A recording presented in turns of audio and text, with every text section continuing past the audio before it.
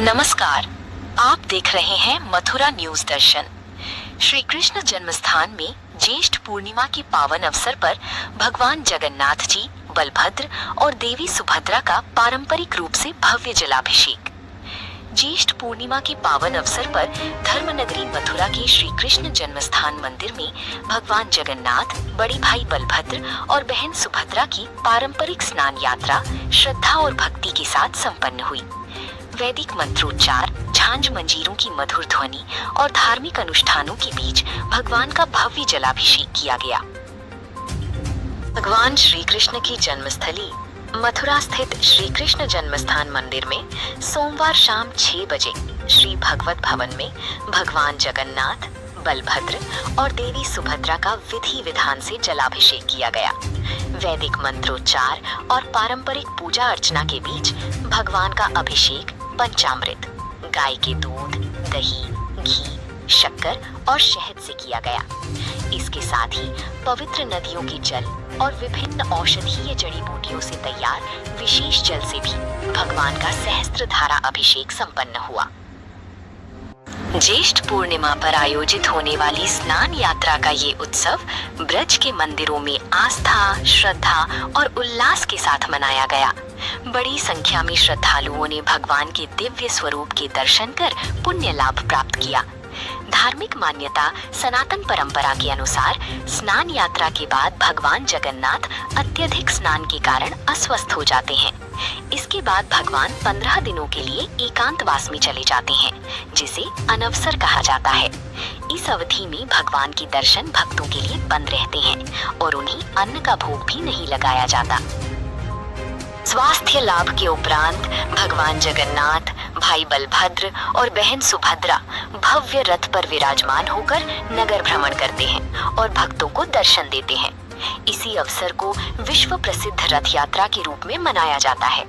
स्नान यात्रा का ये पावन पर्व श्रद्धा, भक्ति और सनातन परंपरा का अद्भुत संगम माना जाता है। अब श्रद्धालुओं की निगाहें भगवान जगन्नाथ की भव्य रथ यात्रा पर टिकी हैं, जब 15 दिनों के एकांतवास के बाद भगवान पुनः भक्तों को दर्शन देंगे। कैमरा पर्सन मुकेश चतुर्वेदी के साथ रिपोर्टर आशीष चतुर्वेदी।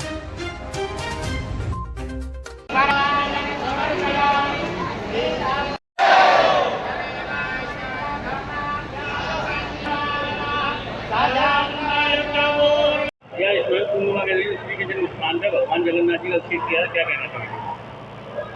जब से भागवत भवन में सब दिव्य विग्रहों की प्राण प्रतिष्ठा हुई है, उस समय से जगन्नाथ जी यहाँ विराजमान हुए और तभी से हमारे निरंतर अखंड कीर्तन भी होता है। जो पुरी की परंपरा है, हरे कृष्ण कृष्ण कृष्ण हरे हरे, हरे राम राम राम हरे हरे, तो ये महामंत्र का 24 घंटे यहाँ कीर्तन भी होता है।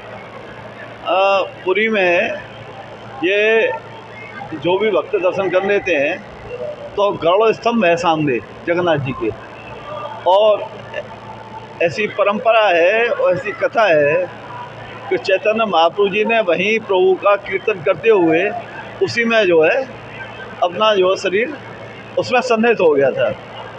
तो हमारे यहाँ सामने चैतन्य महाप्रभु जी भी हैं। जो पुरी की परंपरा है पूजा की, वही परंपरा उसका पूरा पालन अक्षरशः यहाँ भी होता है। आज वहाँ भी ज्येष्ठ पूर्णिमा पर सहस्त्र जल धारा से अभिषेक मानते हैं हम लोग कि इस गर्मी में प्रभु को शीतलता प्रदान करनी चाहिए, इसलिए एक सहस्त्र मतलब 1,000 घट से प्रभु के अभिषेक किया जाता है। प्रतीक रूप में हम जो बनता है उसमें पवित्र नदियों का शुभ जल, पवित्र कुंडों का जल, फिर पवित्र औषधियाँ, ये सब चीज़ों का जो है इनसे स्नान होता है। स्नान के बाद में ये हम जल यात्रा पहले निकालते हैं, फिर स्नान होता है। अब आरती के बाद में 15 दिन के लिए स्वास्थ्य लाभ के लिए जगन्नाथ जी चले जाएंगे अपनी बहन सुभद्रा जी के साथ में, बलभद्र के साथ में।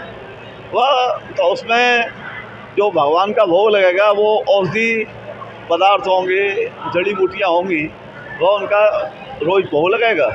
स्वास्थ्य लाभ करने के बाद 15 दिन बाद 16 जुलाई को रथ यात्रा निकलेगी। जन्मभूमि से जैसे माँ निकलती है पुरी में, ऐसे भव्य रथ यात्रा का आयोजन जन्मभूमि से होगा।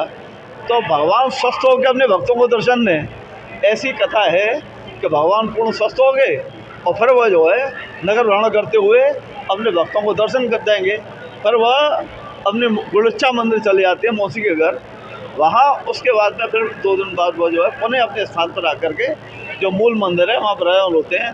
तो ऐसी जो परंपरा है, जो मान्यता है, उस जो पुरी में विशेष तो स्थान पुरी है, तो वहीं चेतन महाप्रभु जी ने वहीं जो अपना देह जो है समर्पित किया था। लेकिन वही परंपरा का अक्षर से पालन श्री कृष्ण जन्मभूमि पर भी जब से यहाँ प्रभु विराज तब से हो रहा है। और आप देखते हैं हजारों भक्त इसका आनंद लेते हैं।